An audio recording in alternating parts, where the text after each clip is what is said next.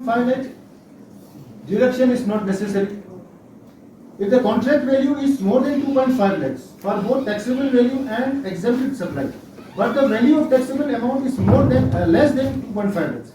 Say for example, if the social welfare department is purchasing rice up to 2.5 kg. Normally we purchase 50 kg package, or that rice is exempted from tax. If the social welfare department is floating a tender in which the value of rice, supply of rice is, say for example 10 lakh rupees, and at the same time they are also saying that we need packaged milk also, which is taxable under GST, that the value of the packaged milk is less than 2.5 lakhs. But the another is services which are exempted. There are many services under this notification 1217. Various classification of services have been given, in which many services have been exempted. Under this notification, you can find the services which are exempted from tax. If you are getting any exempted service, then it is not mandatory for the DDO to deduct tax. If the goods are exempted from payment from tax, they are DDO is not required to deduct tax. Say Chief Education Officer is purchasing textbooks, because textbooks are exempted from tax. So if the suppliers, say for, you said 2.50 lakhs is exempted from tax. If the same no, suppliers, not exempted from tax. I have never used the term that 2.5 lakh is exempted from tax. I have said that up to the taxable value of 2.5 lakhs, it is not mandatory for the DDO to deduct tax, even if the goods are taxable. You are making a part payment. Okay, if it is a single contract, but you are making a part payment, so you should go for a contract value. Okay, so again.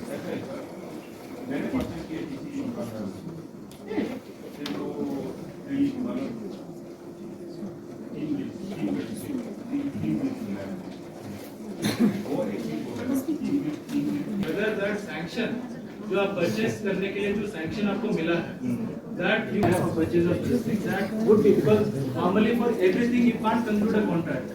As per GFR provision, there is a option is there that if your purchase goes more than this value, then you are supposed to conclude a contract. Otherwise, you can have a sanction and you can place a supply order. So if you are supply order, supposed to say if they you are supposed to collect the TDS. Okay, and this is also applies when for outsourcing contract. I think many departments यहाँ पे आप conclude कर रहे हैं outsourcing contract पे, right? तो I think वहाँ पे clarification आ गया है for outsourcing contract, the whole invoice bill उसके ऊपर GST लगेगा. It's not that only उसका जो एजेंसी चार्जेस वो जो चार्ज करता है 3% या 2%, उसके ऊपर GST नहीं है, पूरा अमाउंट के ऊपर. ठीक है, ये प्लीज इंश्योर कीजिए, because when you deduct only on the agency charges, normally that value comes below 2.5 lakh.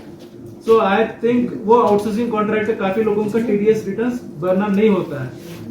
ठीक है, वर्कशॉप आप दे रहे थे, तो कैसा रहा? क्या लोगों में डाउट्स थे? क्या आप समझाने की कोशिश कर रहे थे? मतलब actually it was a long pending from our side. We wanted to give some kind of awareness to the DDOs because they are the first stage where actually the TDS मतलब GST का collection वो reflect हो सकता है, and GST will come to know कितना उनको returns मिलने वाला है in future में.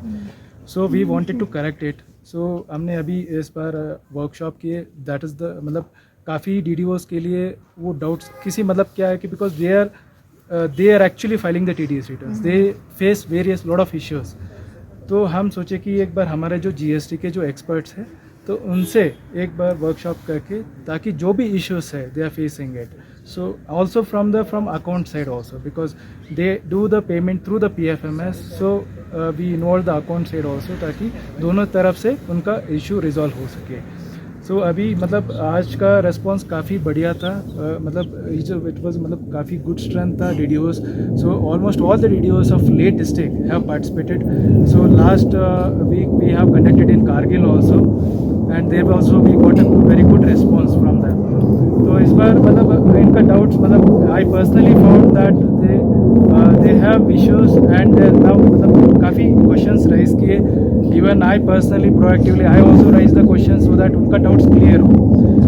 तो आई बिलीव दिस जो वर्कशॉप आज का जो हो रहा है तो वो काफ़ी डाउट्स उनका सॉर्ट आउट हो जाएगा. मतलब बेसिक इश्यूज है उनका है तो वो ये हो जाएगा एंड काफ़ी हम स्ट्रीमलाइन कर सकते हैं. इससे हमको जीएसटी का जो एक्चुअली वो रिटर्न्स जो होता है मतलब जो टैक्स जो पोटेंशियल होता है यूटी लद्दाख का जो जीएसटी का तो हम वो अचीव कर सकते हैं. जी सर, रही बात कुछ सेक्शन के लोगों को जहां वर्कशॉप दे रहे थे, अगर ले मैन की अगर हम बात करें, उनको काफ़ी डाउट्स रहते हैं. उनको लगता है कि पहले से ज़्यादा उनको मुश्किल हो गया बिजनेस करने में, या उनको लगता है कि पैसे बहुत ज़्यादा इन्वेस्ट हो रहा है. उस पर लोगों को क्या कहेंगे आप? जीएसटी से क्या डरने की ज़रूरत है या ये आगे जाके जो है उनको ही बेनिफिट होगा? नहीं, एक्चुअली डरने का कोई चीज़ नहीं है बिकॉज पहले जो जीएसटी जो प्री जीएसटी ईरा था तो वो जो वैट था सो वो एक्चुअली स्टेज वाइज अप्लाई होता था. मतलब everyone was actually facing that issue. अभी क्या है कि जीएसटी जो एक्चुअली ये होता है वो सिर्फ कस्टमर पे करता है. जो होलसेलर हो या जो प्रोड्यूसर हो या जो बीट ट्रेडर है तो ही इज़ नॉट एक्चुअली मतलब not paying the GST from his pocket. So जो भी ही कलेक्ट द जीएसटी मतलब जीएसटी वो पे करता है वो दोबारा वो क्लेम कर देता है एज पार्ट ऑफ जो टीडीएस का मतलब जो क्लेम राइज करता है इनपुट क्रेडिट क्लेम. सो उस वजह से क्या है कि जीएसटी काफ़ी आसान हुआ है पब्लिक के लिए. एंड ये है कि काफ़ी रेट जो है अभी जो इट्स अ वन रेट है. मतलब पहले क्या था वो हर स्टेज पे हर रेट मतलब एक एक लगता था. ताकि क्या होता था अगर आप एग्रीगेट देखते थे पहले जो मतलब प्री जीएसटी एरा में तो it was not suppose to be अगर वो 12% कहते थे it was not suppose to be 12%. तो वो एग्रीगेट बन के जो जस्ट कस्टमर यूज टू पे a huge amount may be 30% और मोर देन दैट. अभी जो रेट है मतलब अगर वो हम कहते हैं 18% है so that is what the public has to pay. No मतलब कुछ not even 1% extra of that. तो वो पब्लिक के लिए काफ़ी ट्रांसपेरेंट बन गया है एंड काफ़ी कम भी हो गए. एंड मर्चेंट लोगों का शिकायत है कि उनको अवेयरनेस नहीं दिया, लैक ऑफ अवेयरनेस. नहीं, एक्चुअली आप देखेंगे we yesterday we had a workshop in here for clearly for the contractors, traders, merchants, everyone. हमारा फोकस यही था, मकसद यही था कि दैट फर्स्ट हम अवेयरनेस क्रिएट करें फॉर द मर्चेंट्स या कॉन्ट्रैक्टर्स या ट्रेडर्स या जो भी डील कर रहे हैं and then we create awareness for the DDOs. And this has happened even in Kargil district also. So this really मतलब हमारा जो एनफोर्समेंट की वो भी है, हमारा यही तर्क किया है कि पहले लेट देम बी अवेयर कि कैसे करना है कैसे नहीं करना है. बिकॉज उसके बाद ही हम प्रॉपर एनफोर्समेंट कर सकते हैं काफ़ी. Because we have to think on their intent. अगर उनका इंटेंट है डिसीव करनी है जीएसटी को so then we are there. मतलब बट यहाँ पे लद्दाख का ये एडवांटेज है कि लोग they are very good at मतलब actually they don't want to deceive the tax और दिस थिंग. उनका इंटेंट क्लियर है. Only because of lack of awareness or something there may be a GST returns ठीक से नहीं होता है या इनवॉइसिंग ठीक से नहीं होता है. बट लास्ट 1 year में जितना हमने एक्शन लिया है काफ़ी इम्प्रूवमेंट हुआ है. एंड एक्चुअली मेनी पीपल्स या इवन ट्रेडर्स या जो भी GST रजिस्टर्स है तो उनसे भी हम फीडबैक लिए हैं. दे ऑल्सो फाउंड इट मतलब काफ़ी यूजफुल है. Thank you. महकमा स्टेट टैक्स डिपार्टमेंट ले की जानिब से कल और आज जीएसटी के अवेयरनेस का एक प्रोग्राम इनकाद किया गया जिसमें आज हमने ड्राइंग डिसबर्सिंग ऑफिसर्स जो ले बेस्ड डीडीओ से उनको सेक्शन 51 के तहत टीडीएस किस तरह किया जाता है और उनकी क्या क्या रिस्पॉन्सिबिलिटीज़ है उसके बारे में हमने तफसील से बताया. इस प्रोग्राम का जो इनेकाद करने का हमें डायरेक्शन मिला वो हमारे कमिश्नर स्टेट टैक्स जनाब महबूब अली ख़ान साहब की जानिब से मिला और आज के प्रोग्राम की सदारत कर रहे थे हमारे additional commissioner mister DC Rajat Kumar साहब और हमारे स्टेट टैक्स ऑफिसर नमग्याल साहब भी थे और एक्साइज एंड टैक्सेशन ऑफिसर जनाब पवार साहब भी थे. तो इस प्रोग्राम के ज़रिए हम लोगों को ये ख़ासकर डीडीओस को ये बताना चाह रहे थे कि जीएसटी कानून के अंदर बैठकर किस तरह से लोगों को सप्लाईज़ के अगेंस्ट या कोई कॉन्ट्रैक्ट होगा उसके अगेंस्ट पेमेंट की जाती है. तो पेमेंट करते समय उनकी रिस्पॉन्सिबिलिटी के हिसाब से वो उनको कितना % टैक्स काटना चाहिए और टैक्स काटने के बाद गवर्नमेंट के ख़जाने तक किस तरह पहुंचाना चाहिए उसके बारे में हमने तफसील से बताया. और साथ ही साथ हमारे डायरेक्टर जो एडिशनल कमिश्नर जो कि डायरेक्टर फाइनेंस भी हैं उन्होंने डीडीओस को काफ़ी नसीहत भी दी कि ख़ास करके उन DDOs का जो टाइमली रिटर्न नहीं फाइल करते होंगे या डिडक्शन नहीं करते होंगे या डिडक्शन करने के बाद टैक्स डिले करते होंगे पेमेंट करने में, तो उनको काफ़ी हिदायत दी और उनसे ये सख्ती से कहा कि आप टैक्स को जो है वो टाइमली पे कर ले। और ख़ासकर जब भी टैक्स पेमेंट में डिले हो जाता है तो उसमें इंटरेस्ट लगती है और या उसमें जो पेनल्टी लगती है तो वो DDO की अपनी रिस्पॉन्सिबिलिटी होती है। तो उनको ये भी तायद की गई कि वो ख़ासकर से अगर इस तरह की चीज़ें होती हैं तो वो अपने ही रिस्पॉन्सिबिलिटी से ख़ुद से ही भरे, ना कि गवर्नमेंट के किसी फंड से भरे। तो इसमें काफ़ी अच्छा रिस्पॉन्स रहा DDOs का और इनके काफ़ी सवालात भी हैं। GST डिडक्शन के बारे में बहुत सारे उनके कुछ शुबहात भी थे, उनको भी हमने तफसील से इनका जो भी दिक्कतें थी उसको हमने पूरा करने की कोशिश की।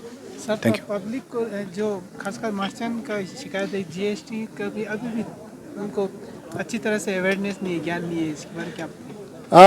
मर्चेंट की जानिब से ये काफ़ी शिकायत रहती है। उनको बहुत सारे लोगों को ये लगता है कि GST कानून जो है यूनियन टेरेटरी स्टेटस मिलने के बाद यहाँ पे कुछ तब्दीलियाँ आई है।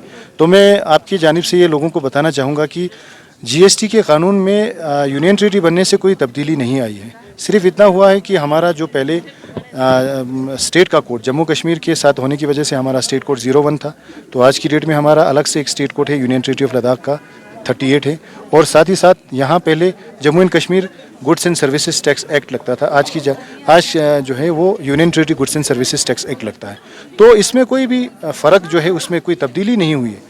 हाँ, बेशक अब गवर्नमेंट ने बहुत हद तक GST को लोगों के लिए काफ़ी आसान किया है, रिटर्न्स फाइल करने के तरीक़ों को भी काफ़ी आसान किया हुआ है, कंपोजिशन की स्कीम को बढ़ा दिया गया है और इवन क्वार्टरली रिटर्न यानी 3-3 महीनों का रिटर्न जो पहले भरना होता था, आज की डेट में भी 3-3 महीनों का रिटर्न जो है वो 5 करोड़ तक कर दिया। कि मैं कहूँगा जैसे कि अगर किसी का टर्नओवर 5 करोड़ होगा तो वो अपना रिटर्न्स और टैक्स लायबिलिटीज़ जो है वो 3 महीने के अंदर भी सेट ऑफ कर सकते हैं।